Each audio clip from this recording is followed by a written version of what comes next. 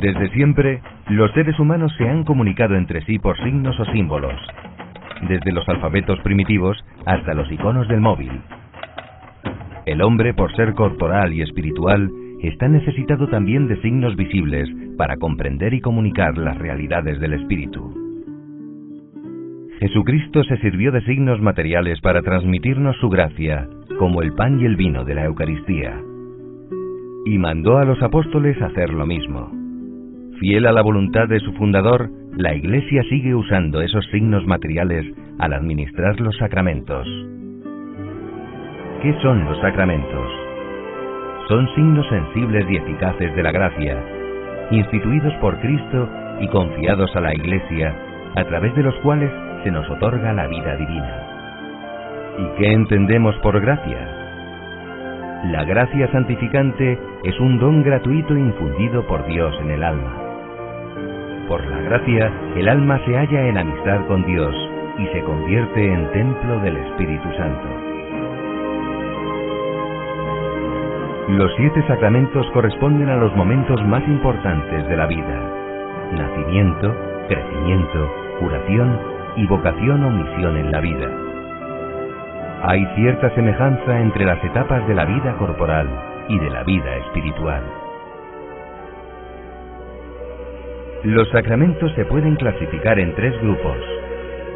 Los de la iniciación cristiana son 3: el bautismo, la confirmación y la Eucaristía. Los sacramentos de la curación son 2: la penitencia y la unción de los enfermos. Los sacramentos al servicio de la comunidad son el orden y el matrimonio. Todos los sacramentos son acciones de Cristo resucitado que continúa actuando en su Iglesia. En ellos nos comunica su vida divina y su fuerza salvadora. Es algo parecido a lo que hacía Jesús cuando curaba enfermos con solo tocarlos o decir una palabra. Hoy Cristo realiza los mismos gestos salvadores en su Iglesia por medio de los sacramentos. Los sacramentos son eficaces, sea o no santo quien los administra, porque es Cristo quien actúa en ellos y les da la gracia que significan. Los frutos de los sacramentos, en cambio, dependen de la actitud de quien los recibe. Quien comulgue con fervor, por ejemplo, sacará más fruto que quien esté distraído o carezca de fe. No todos los sacramentos son igualmente necesarios. Hay 2 indispensables para salvarse: el bautismo y la penitencia. El bautismo es necesario para todos. La penitencia lo es para quienes hayan caído en pecado mortal después del bautismo. Si no se pueden recibir, hay que tener al menos el deseo de recibirlos. El más excelente de los 7 sacramentos es la Eucaristía. Los otros 6 están ordenados a ella como a su fin. En estos se nos da la gracia. En la Eucaristía recibimos al autor mismo de la gracia. Los 7 sacramentos nos dan o aumentan la gracia santificante. También nos confieren la gracia sacramental propia de cada sacramento. Además de eso, 3 de ellos imprimen carácter, es decir, una señal o marca definitiva. Estos son el bautismo, la confirmación y el orden. Por eso solo se pueden recibir una sola vez en la vida. La Iglesia celebra en la liturgia los misterios de Cristo, especialmente por medio de la celebración de los sacramentos. Por la liturgia, Cristo, Redentor y Sumo Sacerdote, continúa la obra de la redención.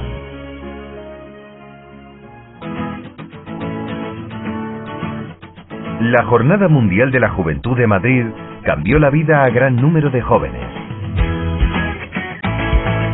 Estos 200 confesionarios tuvieron algo que ver. Al arrodillarse para confesar sus pecados y recibir la absolución, ocurrían en el alma de estos jóvenes cambios extraordinarios. Quien les absolvía no era el sacerdote, sino, a través de él, el mismo Jesucristo. El poder para perdonar los pecados solo lo tiene Dios, y lo ha confiado a los ministros de la Iglesia para que todos los hombres puedan salvarse. Junto con el perdón, la confesión devuelve al penitente el estado de gracia si ha pecado mortalmente y le reconcilia con Dios. O aumenta en el alma la gracia santificante si sus pecados son solo veniales. Le da paz y le fortalece en la lucha para vivir según las enseñanzas de Jesucristo. La confesión o reconciliación es uno de los 7 sacramentos. ¿Sabes cuáles son y el poder que tienen? Los sacramentos son signos sensibles y eficaces de la gracia. Los instituyó Jesucristo y los confió a su Iglesia para otorgarnos a través de ellos la vida divina. Cada uno de los sacramentos transmite la gracia, pero no todos son igualmente necesarios. El matrimonio, por ejemplo, es maravilloso, pero nadie está obligado a casarse. Lo mismo sucede con el orden sagrado. Se puede ser muy santo sin ser sacerdote. Hay, sin embargo, un sacramento imprescindible para la salvación. ¿Sabes cuál? El bautismo. Borra el pecado original y los pecados personales. Nos hace hijos de Dios y herederos del cielo. Nos incorpora a la Iglesia. Además, el bautismo es la llave de acceso a los demás sacramentos. Pero el sacramento de mayor dignidad es otro: la Eucaristía. ¿Adivinas por qué? En los demás sacramentos se nos da la gracia de Dios. En la Eucaristía se nos entrega el mismo autor de la gracia. Jesucristo, en su infinito amor por los hombres, quiso quedarse con nosotros escondido bajo las apariencias del pan y del vino consagrados en la misa. Comulgar es recibir al mismo Dios. Por eso nuestra alma ha de estar limpia de todo pecado mortal. Los efectos de la comunión, como los de los demás sacramentos, dependen de nuestras disposiciones interiores: fe, atención, amor, confianza. La comunión frecuente enriquece nuestra alma y la hace crecer en unión con Dios y en caridad hacia los demás. Los sacramentos se celebran mediante una serie de ritos y ceremonias que llamamos liturgia. Algunos confunden la liturgia con un código de normas o un misterioso protocolo sagrado. No, la liturgia es el culto público que la Iglesia rinde a Dios. Es el ejercicio del sacerdocio de Jesucristo. La liturgia puede acercar a la fe a mucha gente a través de la belleza espiritual y teológica de las ceremonias. Todas, desde la misa parroquial hasta una solemne misa de beatificación, cumplen un mismo fin: dar gloria a Dios y santificar a las almas. Pero no te quedes en los ornamentos, la música, el incienso o los otros aspectos externos de la liturgia. Lo más importante es lo que no ves: la gracia que dispensan los sacramentos. A través de ellos, Jesús nos brinda la ocasión de entrar en íntima comunión de vida con la Santísima Trinidad. Si tenemos que introducir a todos los sacramentos, nos podemos valer de aquel grito del pueblo judío que recoge uno de los salmos, en el que ellos, dirigiéndose a los pueblos vecinos, les decían: nuestro Dios, a diferencia del vuestro, nuestro Dios es un Dios que salva. No un Dios que enseña, no un Dios que dice cómo hay que actuar, no solo un Dios que juzga, sino que nuestro Dios es un Dios que actúa, que salva. Cuando Dios va a actuar, Él instituye, a través de Cristo, en toda la nueva etapa, en todo el Nuevo Testamento, instituye unos sacramentos, es decir, unas acciones a través de las cuales Dios va a santificar, Dios va a transformar a los hombres. Son como esos puntos en los que el cielo y la tierra, Dios y el alma, se van a tocar con una eficacia santificadora en el hombre.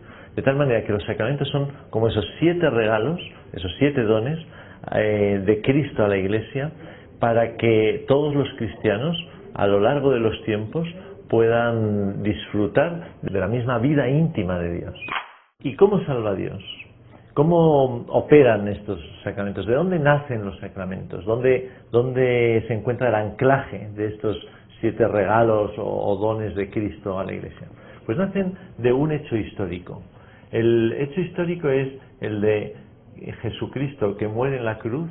Cristo se hace hombre para redimir al hombre, para salvar al hombre, y en su vida hay un momento en el que muere en la cruz y luego al tercer día resucita. De la fuerza que opera este hecho es de donde nacen los sacramentos. Lo voy a intentar decir en 2 palabras. Cuando hablamos de la fuerza de la resurrección o de la fuerza de la cruz, estamos hablando de una gran condensación de energía, por decirlo de alguna manera, una gran condensación de amor. El hecho de que Cristo muera en la cruz y esa muerte la transforme, la haga libremente por amor, tiene una fuerza, un potencial enorme. Y el hecho de la resurrección de Cristo, que es el amor del Padre que resucita al Hijo, todo eso es fuerza, es fuerza.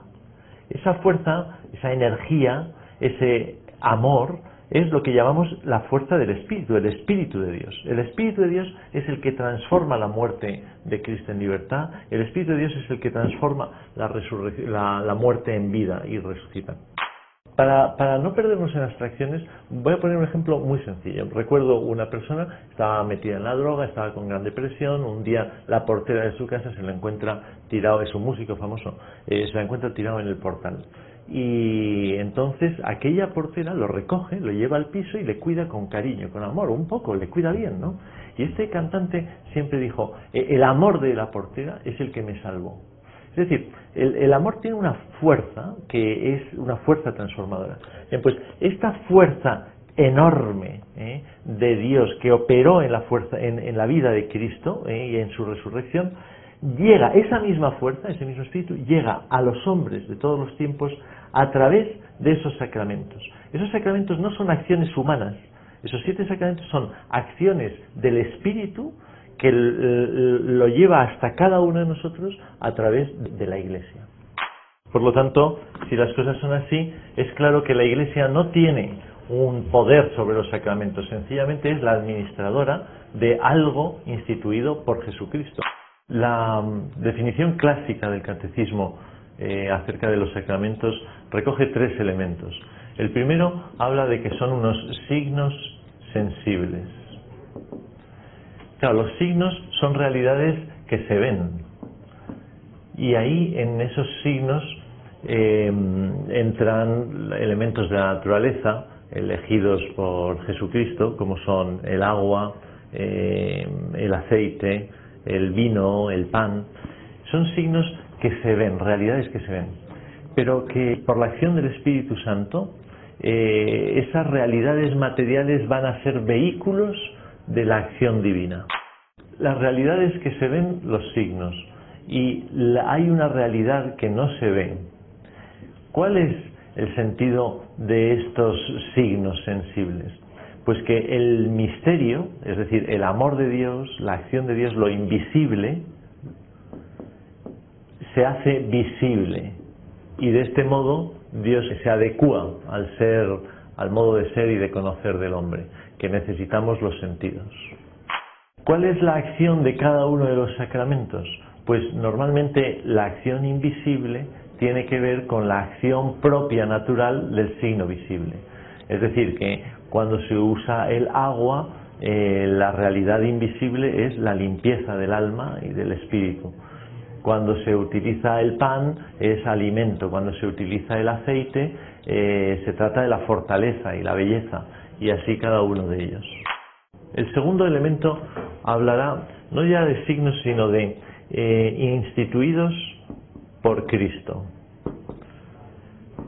Es importante porque esta realidad nos dice que no es la única forma de santificar Dios a un alma, la de los sacramentos, pero es la forma habitual, la que Cristo ha instituido y ha considerado buena, la ordinaria. El modo ordinario de perdonar los pecados será la confesión, el modo ordinario de alimentar a un alma será la comunión. O sea, es voluntad expresa de Cristo cada uno de ellos, y cada uno de ellos los encontramos su origen en el Evangelio, en la narración del Nuevo Testamento. Y por último, el tercer elemento, que confieren la gracia, que más o menos es a lo que nos hemos referido antes. ¿Y qué es la gracia? Gracia significa regalo, merced, obsequio, y Dios ha concedido al hombre muchos regalos, muchas gracias, muchos obsequios, ¿no? La vida, el sol, la naturaleza, toda la creación. Pero cuando hablamos de la gracia, es decir, cuando hablamos del regalo, del don, nos referimos al regalo por antonomasia, a la gracia por antonomasia, a la merced por antonomasia, a la más grandiosa y principal de todas. ¿Y cuál es esa? Que Dios nos ha querido dar su propia vida. Ha querido que vivamos dentro de Él y Él dentro de nosotros. Ese gran regalo del que el hombre nunca podría haber imaginado que pudiese vivir participando de la vida de Dios, ¿no? Pues es al que nos referimos nosotros con la gracia.